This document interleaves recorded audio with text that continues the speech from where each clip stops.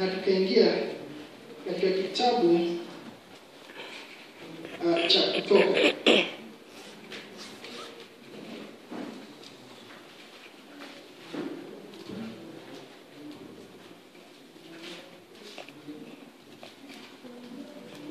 Kitabu cha Kutoka, Exodus.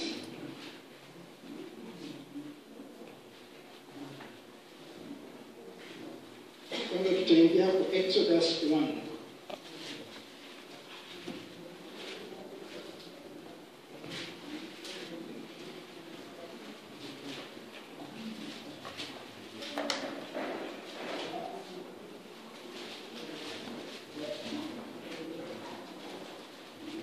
Na katika kitabu cha Exodus tutaanzia hapo 8, lakini kabla hajasoma, jambo moja tukumbuke ni kwamba kwa miaka 400 years wana wa Israeli walikuwa ni watumwa katika nchi ya Misri, na wakiwa katika nchi hiyo walikuwa wapo ni watumwa na walifanyishwa kazi ngumu, waliteswa, wengine wakawa labda wao wakapigwa, hata watoto wao wakati mwingine wakawa pia ni wakuu wao. Bwana apewe sifa. Na hebu ndaanzia hapo 8. Ati basi akainuka mfalme mpya kutawala Misri, asiyemjua Yusufu. Akawaambia watu wake, angalieni, watu wa wana wa Israeli ni wengi, tena wana nguvu kuliko sisi. Haya, na tuwatendee kwa akili, wasije wakaongezeka, tena ikitokea vita wao nao wasije wakashikamana na adui zetu na kupigana nasi na kutoka katika nchi hii. Basi wakaweka wasimamizi juu yao, wawatese kwa mizigo yao, nao wakamjengea Farao miji ya kuwekea akiba, Pitomu na Remeshi. Lakini kwa kadri ya walivyowatesa ndivyo walivyoongezeka na kuzidi kuenea. Nao walichukiwa kwa sababu ya wana wa Israeli. Wamisri wakawatumikisha wana wa Israeli kwa ukali, wakafanya maisha yao kuwa uchungu kwa kazi ngumu, kazi ya chokaa na ya matofali na kila namna ya kazi ya mashamba, na kazi zao zote walizowatumikisha kwa ukali. Hebu tusomee kuanzia 8 mpaka hapo. Okay, ni ifuku ya Dhama. Kuna siku niliambiwa na watu wengine tuwe tunasema, hata na Kikuyu wengine hawaelewi hizi vitatu, so it's good. Ifuku ya Dhama kwa berelia inyanya, emwe inyanya. Na rĩrĩ, hĩndĩ ĩyo gũkĩgĩa mũthamaki ũngĩ wa gũthamaka bũrũri ũcio wa Misri, nake agĩkorwo atoĩ ũhoro wa Yusufu. Nake akĩra andũ ake atĩrĩrĩ, andũ aya ciana ici cia Isiraeli nĩ ikĩingĩhĩte mũno, ona ningĩ nĩ itũkĩrĩtie hinya. Tondũ ũcio nĩ wega tũtware andũ aya na ũũgĩ, nĩgetha mangĩingĩha na gũcoke hihi gũke itarĩ, matigathiĩ meturanĩre na andũ arĩa mangĩkorwo marĩ ũthũ na ithuĩ, macoke mahũrane na ithuĩ nao moime bũrũri ũyũ mothe. Tondũ ũcio makĩmaigĩra akaburi nĩguo mamanyarire na mĩrigo ĩrĩa mamaigagĩrĩra. Nao magĩgĩakĩra Firaũni matũũra ma kũigagwo indo, namo nĩmo metagwo Pithomu na Remesi. No rĩrĩ, ona kũngĩtuĩka atĩ andũ acio nĩ makĩragĩrĩria kũmanyarira, ũguo noguo no makĩragĩrĩria kuongerereka, ona ningĩ magĩkĩrĩrĩria kũiyũra kũndũ guothe, nao makĩigua ũũru mũno nĩ ũndũ wa ciana icio cia Isiraeli. Nao andũ a Misri makĩrutithia ciana cia Isiraeli wĩra na hinya mũno, no magĩtũma mĩtũrĩre yacio ĩgĩe na ruo rũkĩru nĩ ũndũ wa thĩna, nĩ ũndũ wa wĩra ũrĩa ciarutithagio wa hinya wa gũthondeka thimiti ona kũmba matubarĩ. ona mithemba mingi ya wira uria warutagwo migunda oguo taguo mawira-ini mothe maria masirutithagia ni macihinyagiriria muno. Nake muthamaki ucio wa Misiri akiarĩria atumia Ahibirania aria maciarithanagia, nao umwe etagwo Sifira nake uria ungi etagwo Pua, agikimera atĩrĩ, hĩndĩ ĩrĩa mũgũciarithia atumia a Ahibirania, o hĩndĩ ĩrĩa me rũtĩ-inĩ mũngĩona atĩ nĩ kahĩĩ gaciarwo-rĩ, koragei, no kangĩkorwo nĩ kana ga kairĩtu nĩ karekwo gaikare. No rĩrĩ, atumia acio aciarithania nĩ metigĩrĩte Ngai, nao matigana gwĩka o ta ũguo mathĩtwo nĩ mũthamaki ũcio wa Misiri, no kũreka marekire twana twa tũhĩĩ tũikare muoyo. Amen. Kusoma tu hapo 22.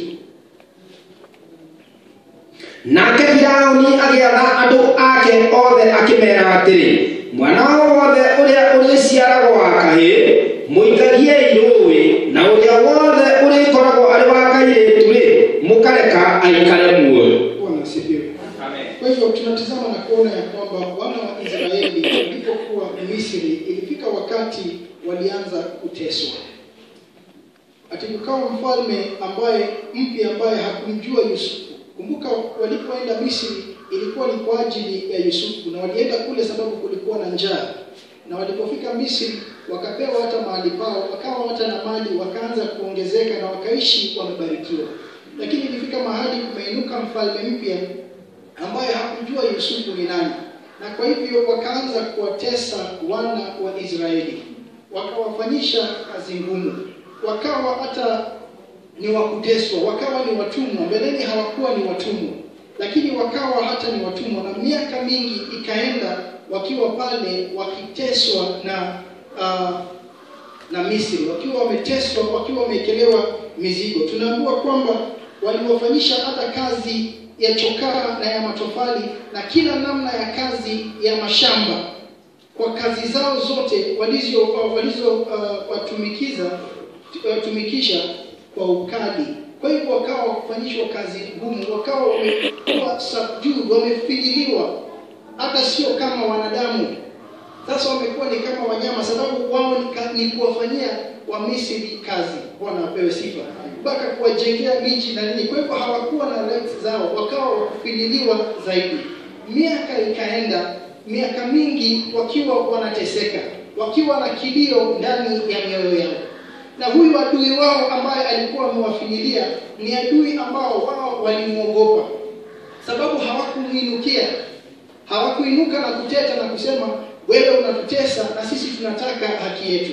Kwa hivyo waliogopa huyu adui wao, waliogopa huyu mwenye alikuwa anawafinyilia. Bwana asifiwe. Kwa kuwa hiyo miaka yote ilienda wakiwa na kilio ndani yao, na wasiinuke na kusema hapana, wacha tuinuke na tupigane na huyu adui. Bwana apewe sifa.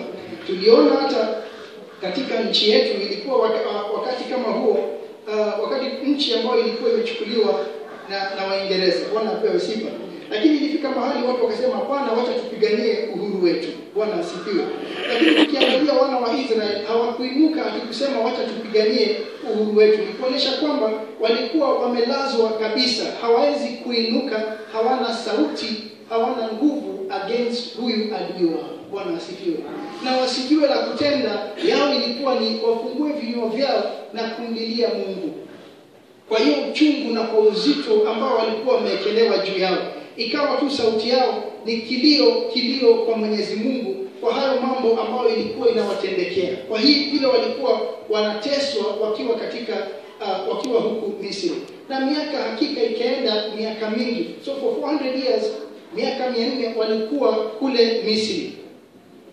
Na ilifika wakati hakika Mungu akasikia sauti yao. Na aliposikia sauti yao akawa wakutuma Musa aende kumwambia Farao aache wana wa Israeli waende huru. Kwa hivyo Musa akatumwa, enda kwa Farao, enda umwambie awache wana wa Israeli huru. Bwana apewe sifa. Watu ambao wamekuwa kule miaka hiyo yote, na sasa Musa anatumwa, hatumwi akiwa na jeshi, Hatumwi akiwa na watu ambao wamemfuata ati in case Farao wakatae hao watu wataingia na kutoa wana wa Israeli kwa nguvu. Ametumwa akiwa peke yake. Enda umwambie aache wana wa Israeli waende. Bwana asifiwe. Wana wa Israeli wenyewe wakiwa pale katika utumishi, wakiwa pale wamefinyiliwa, hawajui la kutenda, yao ni kulia. Kumbuka kwamba huyu Misri alikuwa hata wakati fulani ulifika ikawa hata akasema wakizaliwa vijana wawawe. Bwana asifiwe. Na ikafika wakati tena kukamuliwa kutolewa amri ya kwamba vijana wote firstborn waende waangamizwe. Bwana asifiwe. Kwa hivyo huyu Mwisraeli hakika aliishi kwa uoga. Sababu ndio hawa askari wameingia, wamegonga nyumba, wamechukua kijana wa kwanza na kwenda na kumuua. Bwana apewe sifa. Kidogo kule nje ni kazi wanafanyishwa, kazi kwa ukali. Kwa hivyo wakawa ni watu ambao hakika wameogopa na wamelazwa na wamefinyiliwa chini kabisa, wasiwe na sauti ya kuinuka au kusema chochote mbele ya Farao. Bwana asifiwe. Kwa hivyo walimuogopa huyu Farao, walimuogopa huyu adui wao, waliogopa huyu ambaye alikuwa amewakalia na kuwafinyilia chini. Walikuwa na uoga wakiwa mbele zake, wasiinue hata sauti na kuteta na kusema mzigo wetu ni mzito. Hawakuwa hata na sauti ya kusema hii jambo unatufanyia sio haki, sio jambo nzuri. Bwana apewe sifa. Hawakusema hata wewe hebu tupunguzie mzigo ambao umetuwekelea. Walibeba mzigo, wamenyamaza. Walifanya hiyo yote wakiwa wamefunga vinywa vyao, wasije wakanena wapigwe au hata wawawe. Bwana asifiwe. Kwa hivyo walikuwa kimya, uchungu wanachukua, lakini wakifika kule nyumbani wanalia wakimlilia Mungu sababu ya uchungu wao. Bwana asifiwe. Kwa hivyo sio kufika nyumbani na kupumzika na kusema kazi yenyewe ilikuwa nzito, ni kufika nyumbani na kulia sababu ilikuwa ni kilio ndani yao. Kilio ambao ilifika wakati Mungu akashuka na kusema nimesikia kilio cha wana wangu walio Misri. Bwana asifiwe. Na kwa hivyo akamtuma Musa. Musa, enda waambie Farao awache wana wa Israeli waende, waje wanitumikie. Bwana asifiwe. Musa naye akaenda vile ametumwa na Mungu kwenda kuambia Farao awaachilie huru wana wa Mungu. Na alipofika pale ndio wana wa Mungu wakaona ndio huyu Musa amekuja. Na amekuja akisema ametumwa na Mungu ili wawe huru. Bwana asifiwe. Uhuru, wengine wao wamezaliwa kule hawajaona uhuru. Hawajakuwa na uhuru. Bwana asifiwe. Wameishi wakiwa utumwani miaka yao yote. Hawajawahi na wakati wa kusema wao wako huru. Ni kuamka kwenda kazi ngumu ya shamba, kufanya matofali, kufanya kazi, kupigwa, kuwa mistreated na kufanywa ni kama sio binadamu. Bwana asifiwe. Lakini sasa Musa amekuja akisema Bwana amesema Farao awaachilie muwe huru. Bwana asifiwe. Na hakika Musa akaenda na akasimama mbele ya Farao. Na akaambia Farao aachilie wana wa Israeli waende. Farao naye hakukubali. Sababu aliuliza ni nani huyo nimsikize. Bwana apewe sifa. Na akakataa kuachilia wana wa Israeli waende. Na Musa sababu alikuwa ameambiwa Farao ndio atakataa, nawe utafanya hivi na utafanya hivi. Bwana asifiwe. Na vile Musa aliambiwa afanye, alikuwa akachukua ile staff yake na kuiangusha chini ikabadilika ikawa nyoka. Nao wa Misri kuona vile, wachawi wao nao kuona vile, nao wakafanya vile. Wakatupa miti zao pia chini zikawa nyoka. Lakini ya Musa ikameza za hao wengine. Bwana asifiwe. Baada ya kufanya lile jambo, Farao hakukubali kuacha wana wa Israeli waende. Bado akakataa na wao. Bwana asifiwe. Kwa hivyo sasa wana wa Israeli wameketi, wamemwona Musa amekuja kuwatetea. Amekuja kuongea kwa niaba yao. Wafunguliwe, waondolewe mzigo, wao ni huru, waende watumikie Mungu wao. Bwana asifiwe. Lakini bado Farao akakataa kuwaachilia. Musa akaenda tena na akafanya jambo lingine. Akabadilisha maji ikawa damu. Maji yote kule Misri ikageuka ikawa damu. Bwana apewe sifa.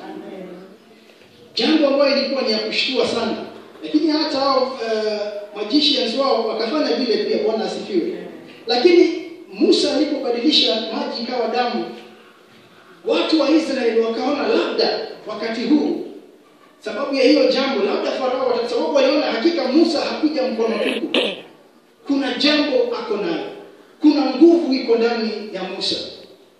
Na maji ilipobadilika kuwa damu, labda wana wa Israeli wakaona surely labda wakati huu Farao atasikia na atatuachilia. Bwana asifiwe.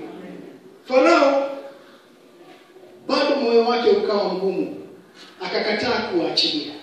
Bwana asifiwe. Ikafika wakati tena chura wakaja katika nchi. Bwana asifiwe.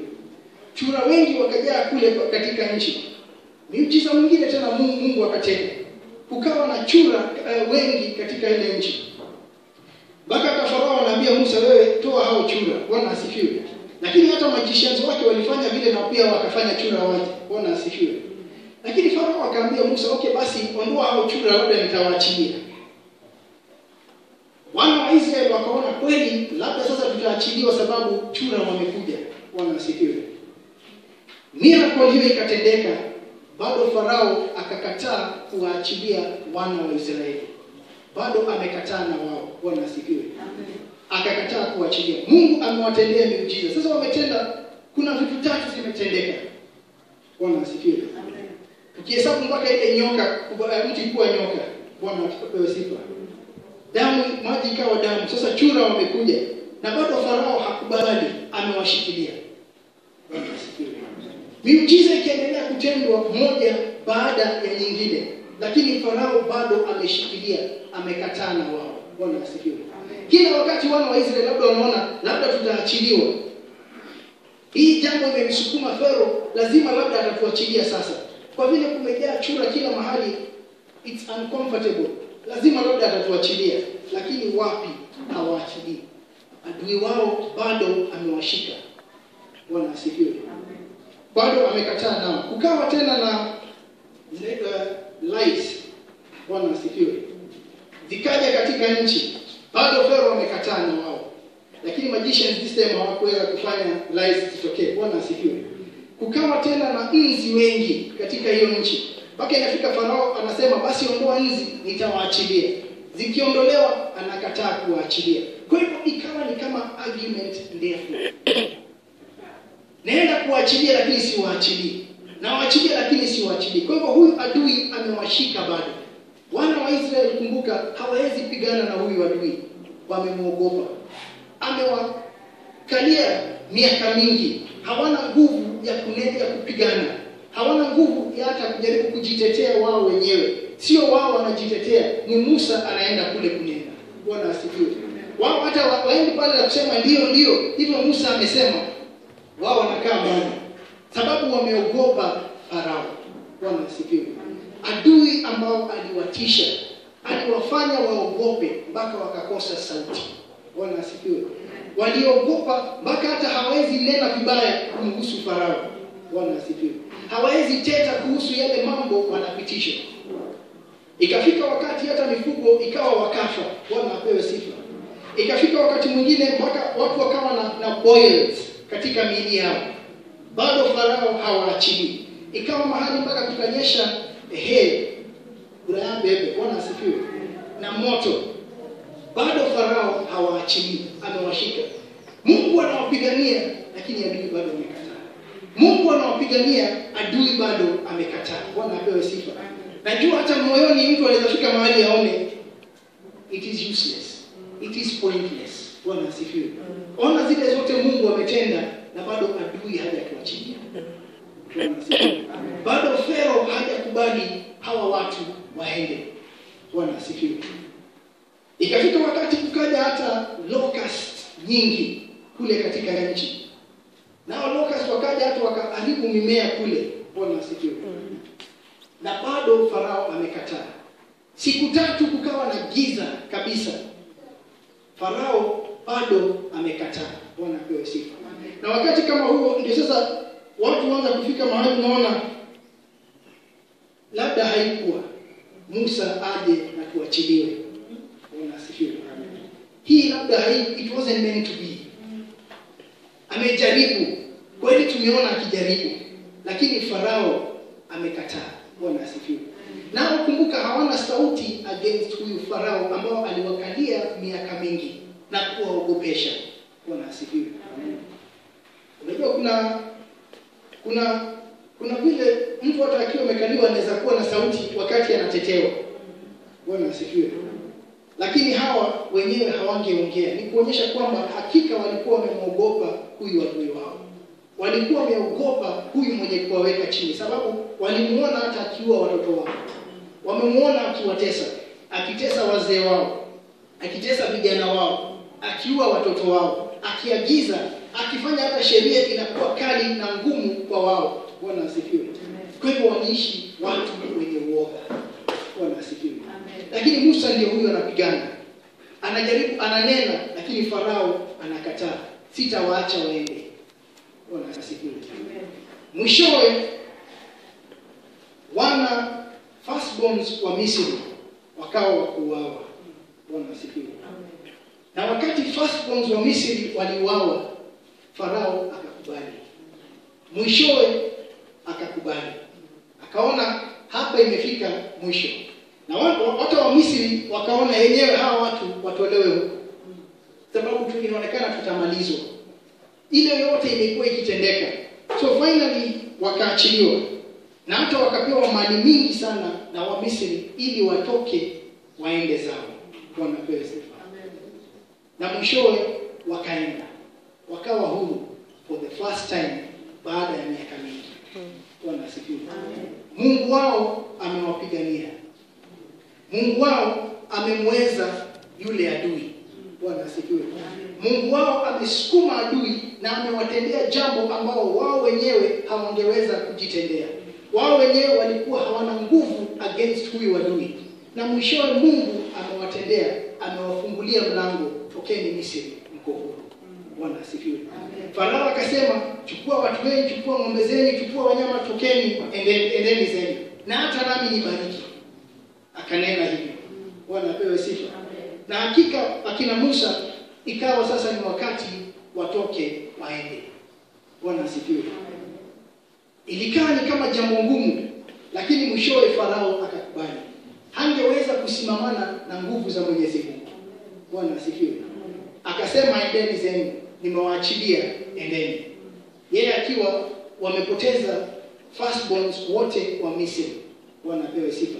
Sasa Misri kulikuwa na kilio sana sababu firstborns wote wameenda. Wakawaachilia.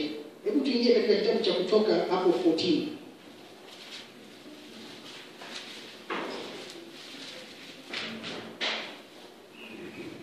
Soma hapo kuanzia moja.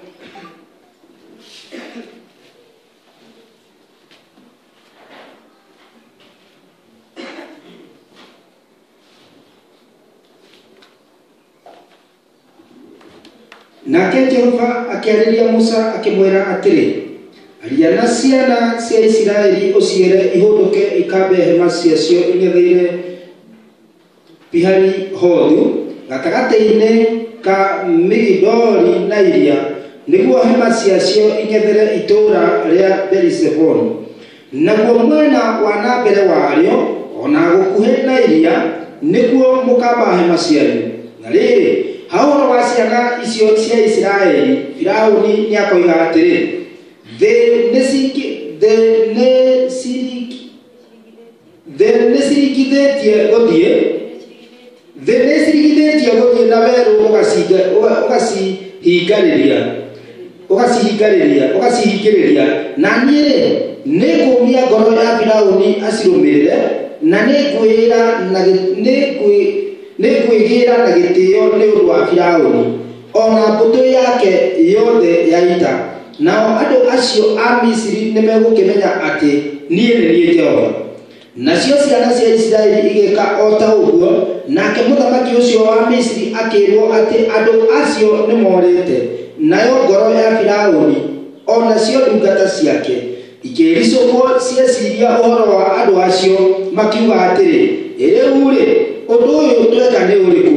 Twareka andũ a Isiraeli mathiĩ matige gũtũtungatagĩra. Nake agĩthondekithia ngari yake, akĩmaharĩrĩria, agĩtwarana na andũ ake. agĩthiĩ na ngari 600 ndune ona ngari ciothe cia Misiri, nacio ngari icio ciothe ciarĩ na akaburi acio. Nake Jehova akĩũria ngoro ya Firaũni mũthamaki wa Misiri. Amen. Kwa hivyo Bwana akasema na Musa akamwambia, waambie wana wa Israeli kwamba warudi na kupiga kambi yao mbele ya Pi-hahirothi kati ya Migdoli na bahari kukabili Baal-Sefoni. Watapanga mbele yake karibu na bahari. Naye Farao atasema katika habari za wana wa Israeli, wametatanishwa katika nchi ile jangwa imewazuia wasitoke. Nami nitaufanya uwe mgumu moyo wa Farao, naye atafuata nyuma yao. Nami nitajipatia utukufu kwa Farao na kwa jeshi lake lote. Na Wamisri watajua ya kuwa mimi ndimi Bwana, basi wakafanya hivyo.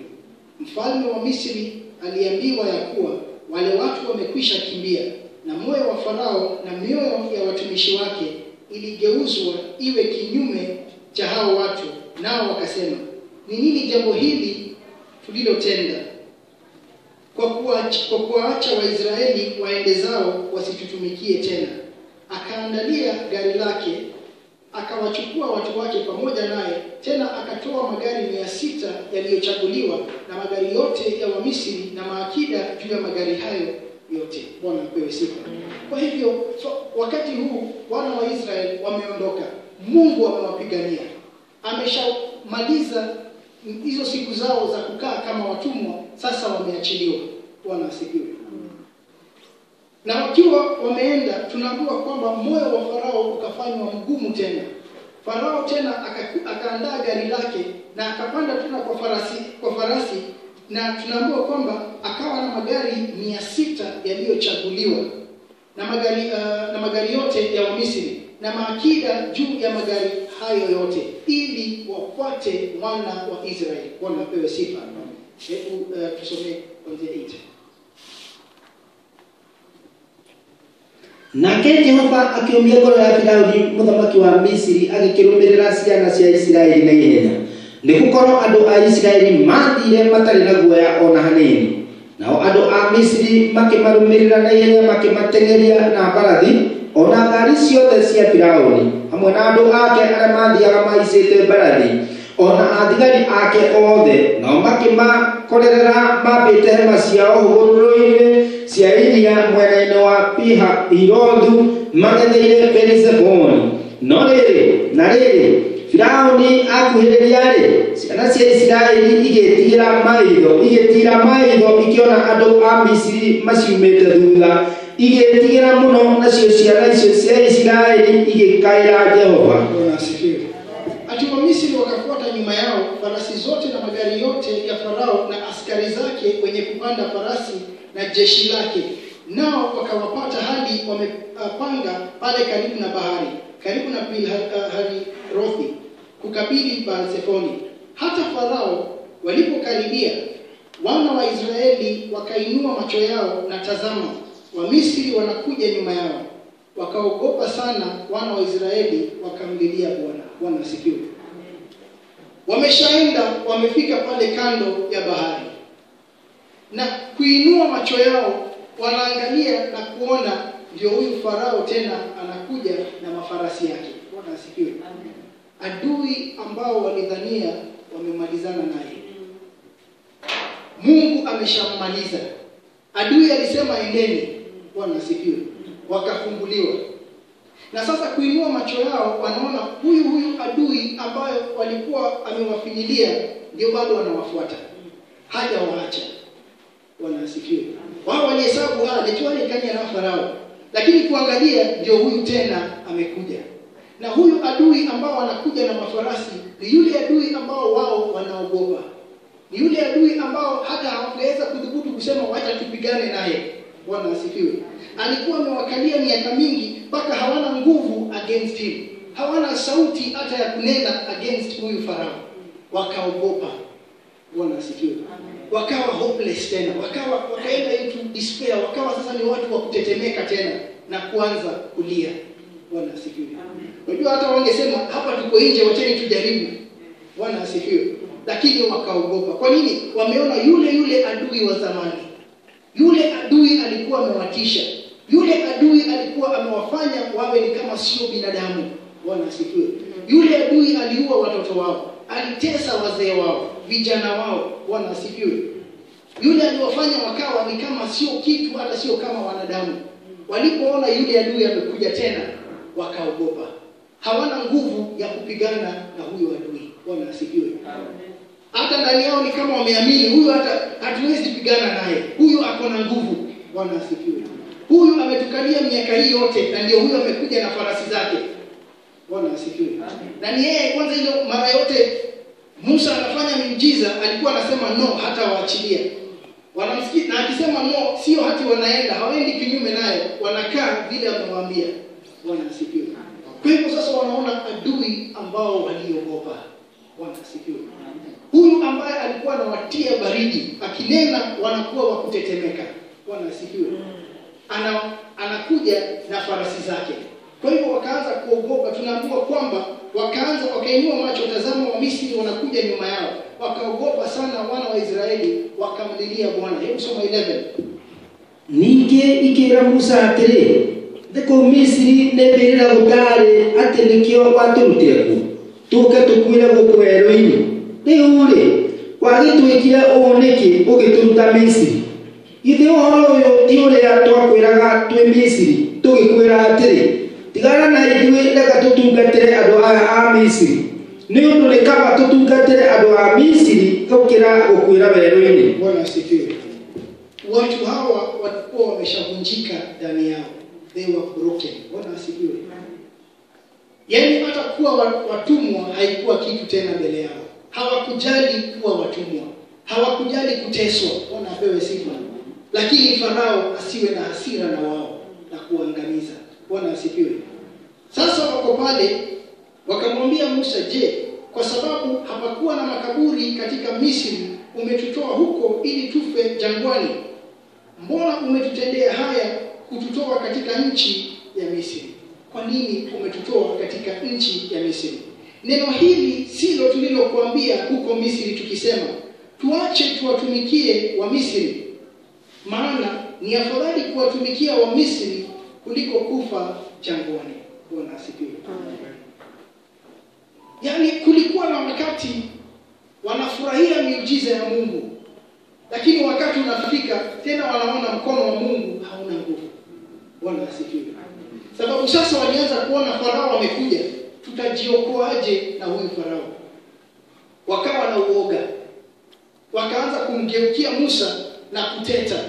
Wakalia wakisema, kwa nini hukutuacha kule Misri? Tulikuambia kwanza utuache huko. Ni afadhali kutumikia wa Misri kuliko kufa huku jangwani. Bwana asifiwe. Watu ambao walikuwa hakika wameogopeshwa, wako na uoga na wameogopa adui wao ambao bado anawafuata. Kila wakati wakidhani wamemwacha nyuma, ndio huyu yuko nyuma yao.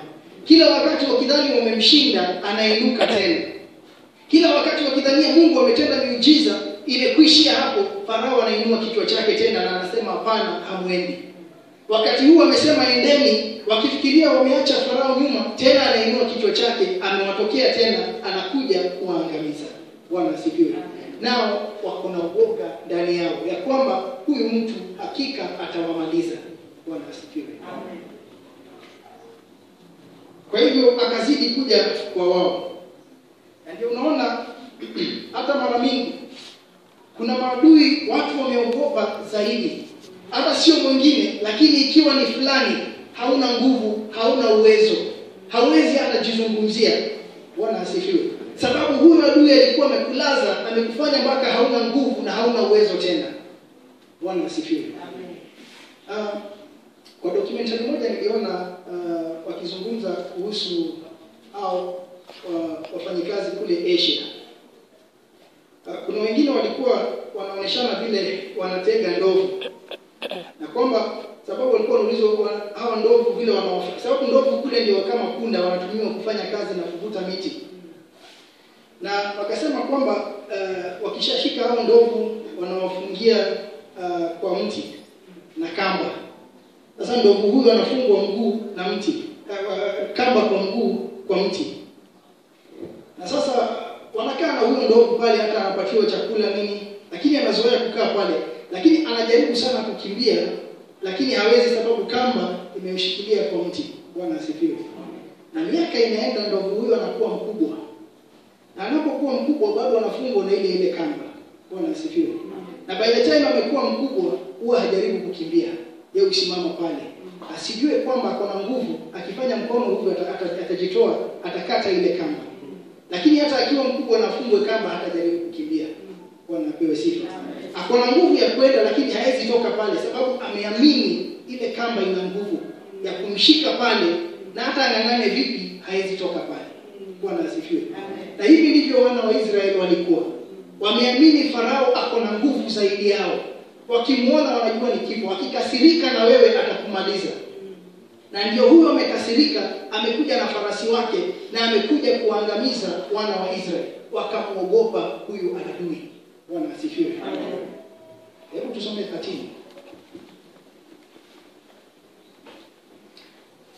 Nake Musa akira andu atiri, menyai mwetigire, no rugamai mwihandite ruguo, muone uria Jehova ahonokanagia, na muone maundu maria egwika ni undu wanyu umuthi. Ni gukorwo andu aya a Misiri muona umuthi ri, mutigacoka kumona ringi ona ri. Tene na tene Jehova niwe ukumuhuranira, inyuĩ no gukira mugukira ki. Bwana asifiwe. Musa akawaambia watu, msiogope, simameni tu mkauone wokovu wa Bwana atakavyowafanyia leo, kwa maana hao wa Misri mliowaona leo hamtawaona tena milele. Bwana atawapigania ninyi, nanyi mtanyamaza kimya. Bwana asifiwe. Nyamazeni kimya, Bwana atawapigania. Hawa wa Misri mnaowaona hamtawaona tena. Musa anawaambia, wacheni kuogopa, simameni tu. Haleluya. Simameni tu, wacheni kuogopa, simameni tu. Bwana asifiwe. Lakini wao wanaogopa sababu huyo adui alikuwa na wao hapo mbeleni, aliwatesa. Wanajua kile huyo adui anaweza fanya, na ndio wanamuogopa. Lakini Mungu Musa anawaambia, simameni tu muone wokovu wa Mungu. Bwana asifiwe. Sababu mara tunafikiria kuhusu nguvu za huyo adui, lakini hatujui nguvu za huyu Mungu. Bwana asifiwe. Wao hawajui uwezo wa Mungu, hawajui nguvu za Mungu, lakini wanajua nguvu za adui. Huyu mtu ni mbaya, akitushika atatumaliza. Ni afadhali hata kufanya kazi Misri kuliko kufia huku jangwani. Bwana asifiwe. Kwa hivyo lakini Musa anawaambia, simameni tu muone uokovu wa Bwana atakavyowafanyia leo, kwa maana hao wa Misri mliowaona leo hamtawaona tena milele. Bwana atawapigania ninyi, nanyi mtanyamaza kimya. Bwana asifiwe. Hawakumbuki nini Mungu alitenda kule Misri, ya kwamba alitenda miujiza na mwishowe Farao akawaachilia. Bwana asifiwe. Sababu labda wanaona Farao anainuka wakati wote. Mungu akisema hivi Farao anainuka, hapana. Mungu akisema wachilie, anasema hapana. Sasa wanaona Farao labda ako na nguvu. Bwana asifiwe. Sababu kuna wakati watu fika wanaona ni kama Mungu haizani na hii jambo.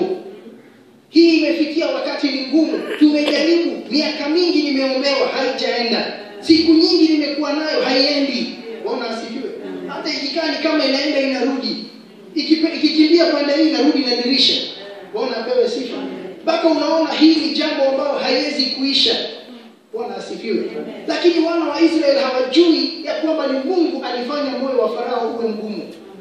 Ni yeye alifanya Farao ashinde akirudi tena na tena na tena. Bwana asifiwe.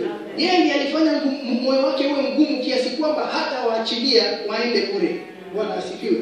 Ili Mungu ajitukuzishe. Bwana asifiwe. Lakini nao kwa sababu Farao labda anainuka mara mingi, wao wanampatia point, huyu ni adui mkali sana. Bwana asifiwe. Na wajui Mungu wao anamtega, njoo ammalize mara moja. Bwana asifiwe.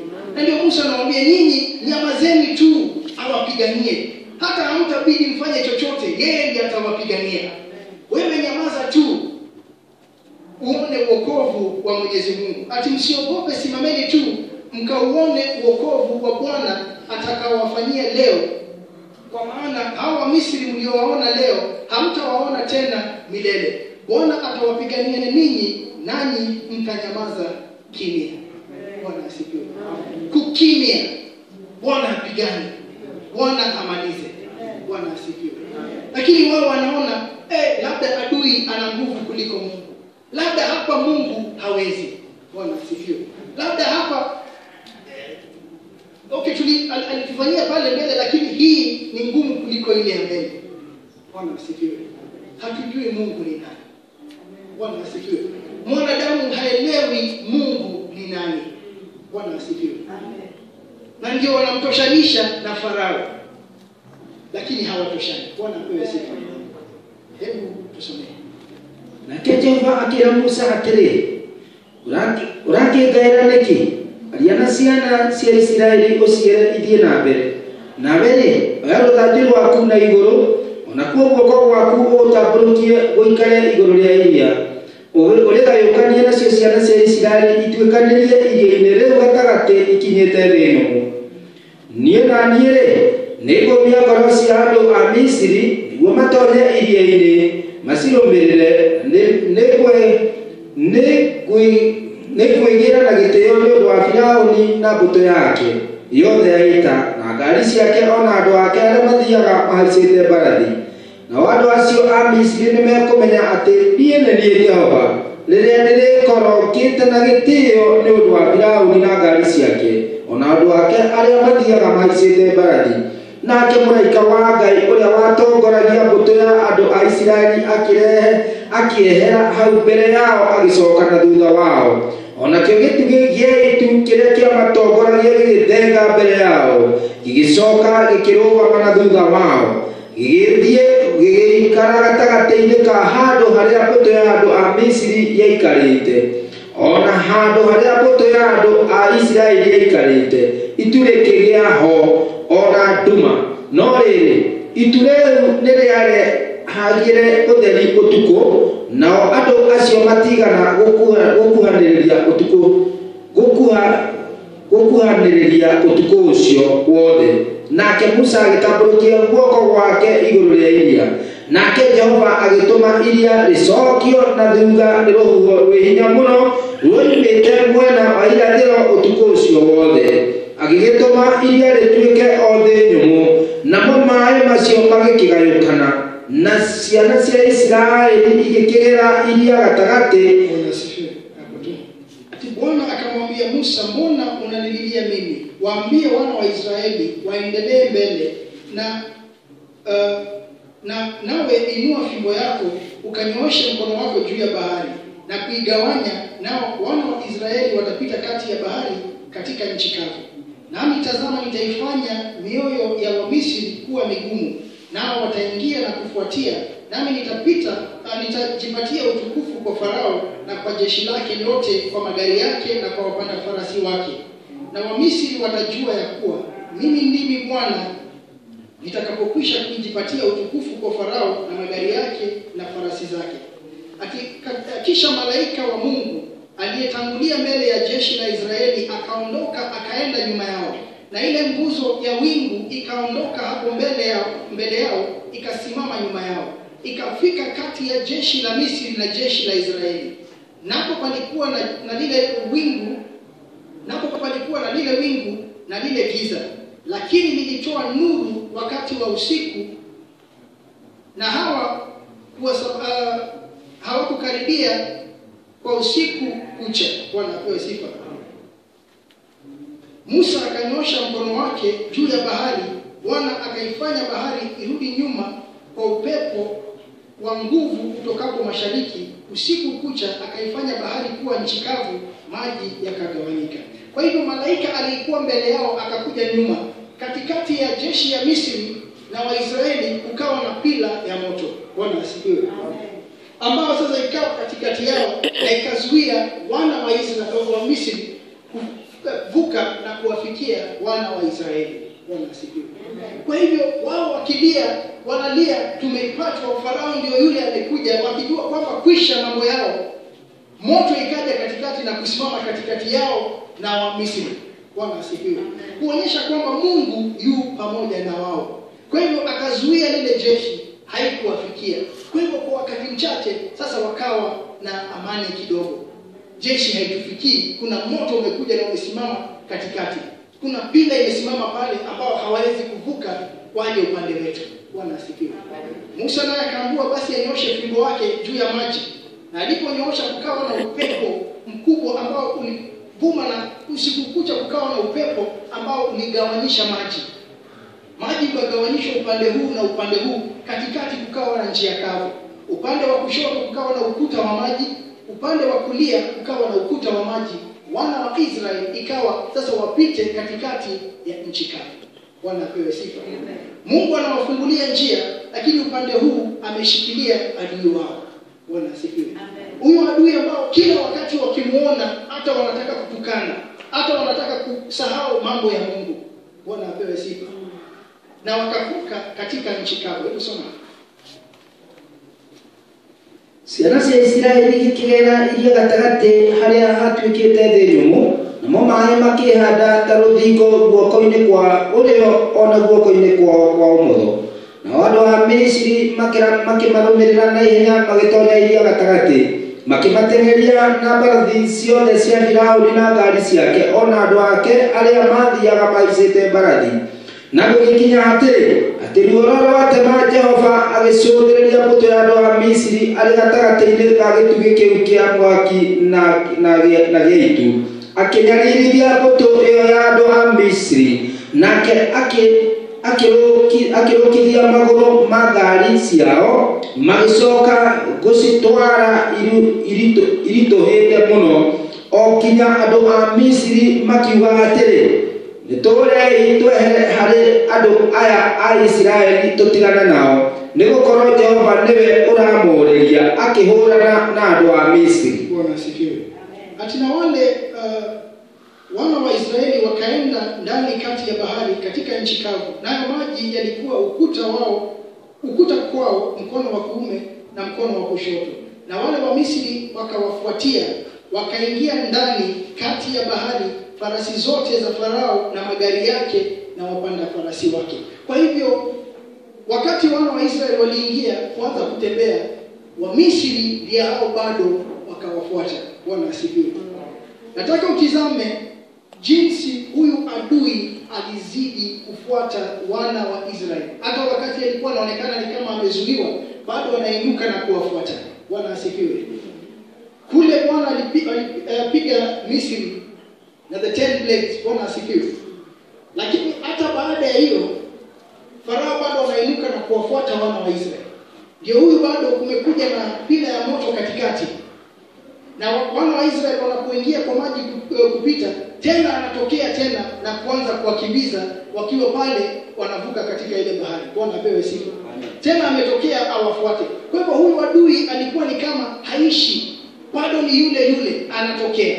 Bwana asifiwe. Yule kila wakati wakiangalia ni kama Farao anawafuata wakati wote. Hakuna wakati ati anakuwa na aibu ama kubaki nyuma, anashinda akiwafuata. Bwana asifiwe. Na sasa tunaambiwa kwamba ati ikawa katika zamu ya alfajiri Bwana akalichungulia jeshi la Misri katika lile nguzo ya moto na ya wingu, akalifadhaisha jeshi la Misri. Bwana asifiwe. Ati kwa ile nguzo akachungulia hiyo jeshi. Bwana asifiwe. Yao bado wanafuata. Kwa hivyo ndugu na dada, uoga ni mimi na wewe. Lakini Mungu hajakuachilia. Amen. Bwana asifiwe. Hawa bado wanawafuata, lakini Bwana anawachungulia. Kumbuka wana wa Israeli kulia wanalia, ni kuteta wanateta, na hakuna mmoja wao amemwaga damu. Bwana asifiwe. Hakuna mmoja wao hata amepigwa kofi. Hakuna mmoja wao hata kiatu chake kimepasuka safarini, aseme viatu sina na nimetoka kule. Bwana apewe sifa.